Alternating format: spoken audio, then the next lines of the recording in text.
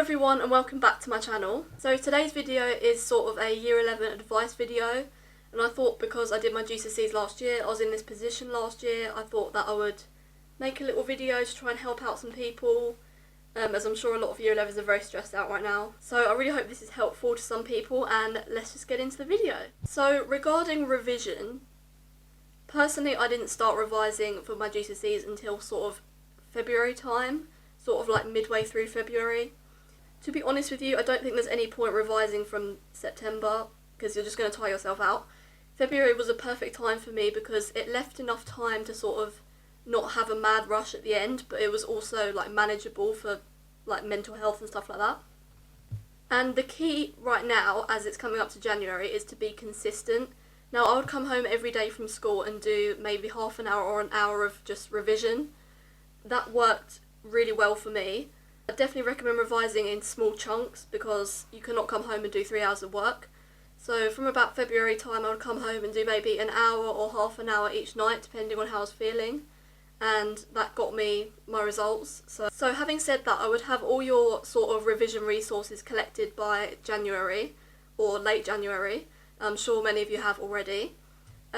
Now that sounds a lot later than it actually is. When you say January or February you think, oh my god, there's only a few months. But realistically, if you're revising every night and a bit at the weekend, there's a lot of time for you to sort of collect everything. And trust me, when you get into year 12, you'll realise that GCSEs, there's not a lot of content at all compared to A-levels. It does seem a lot at the time, but it is manageable if you start a few months in advance. So the key really is to have a regular schedule of revision. Now personally for me, I sort of would revise maybe half an hour to an hour until up about April, and then that's when I really started to ramp it up a bit. I'd maybe extend it to 2 hours rather than an hour, and April is the time where you need to be doing sort of timed papers and practice papers and stuff like that, just so you know what to expect when you actually get to the exams in May. Also, when you're sort of getting to a month before the exams, you want to be working through any workbooks that you have, making sure you've done all the questions and marked them all and stuff like that.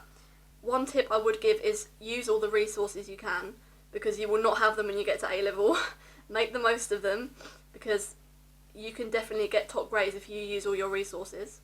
Like there's free science lessons, there's YouTube videos on pretty much every single English literature book. So I just wanted to speak a little bit about mock exams, which most year 11s would have finished by now, but I think they're quite important. So for me personally, I didn't do great in my mocks. I got mostly 6s and 7s, and then a few 8s in English. But mocks are really a chance for you to see your weak areas, and that's really what you should be focusing on when you're revising between February and May. For example, I got 5s in my science mocks. I think I got a 6 in biology and then 5s in physics and chemistry. But then I ended up with a 9 in chemistry and an 8 in physics and biology, just from that like 5-month revision.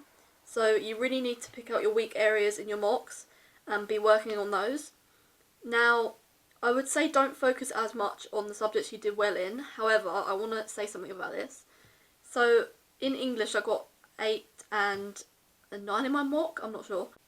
That caused me to sort of not focus on English revision as much because I thought I could just get through it and get a good grade. That was not the case. I ended up with a 6 and a 7 when I could have got 9s. That's something I do regret, not revising the ones that I did do well in my mocks, because I thought that I would just get a good grade. So I'll definitely say be careful. Obviously focus on your weak areas more. However, don't discard the ones you think you're good at, because actually when an examiner is marking it you might not know as much as you think you know without revising it. So yeah, I'd say definitely use your mocks as an indicator of what subjects you need to work on, and that worked for me. I put a lot of effort into the sciences because I knew that maybe that was my weaker area, and then now I love science and I do biology A-level. And don't discard the ones that you got good grades in, but obviously don't focus on them as much, but definitely don't discard them, because I did that with English and maths and I could have got much higher grades. Yeah, I would say your mocks are a really good indicator of where you are, and definitely use them in your revision. My teachers went through our papers with us and showed us like what we needed to work on and stuff like that. And I'm just saying there's not much point going through stuff you already know, but don't discard the subjects that you are good at. So overall, my message to year 11s is don't stress, work on your weaknesses from your mocks, and get into a regular revision schedule from sort of about February, and ensure that all of your resources are sort of collected and together by January or late January 2020 tomorrow. I really hope that the Year 11s do really well next year with their exams, and I'm sure they will. But I was in this position last year and I watched a lot of videos like this, so I hope that it helps someone. And good luck for the class of 2020. If you would like any more videos on specific subjects and how I revise them, then that's something I'd like to do. So comment down below if you want any specific subject videos. And I'll see you next time. Bye guys!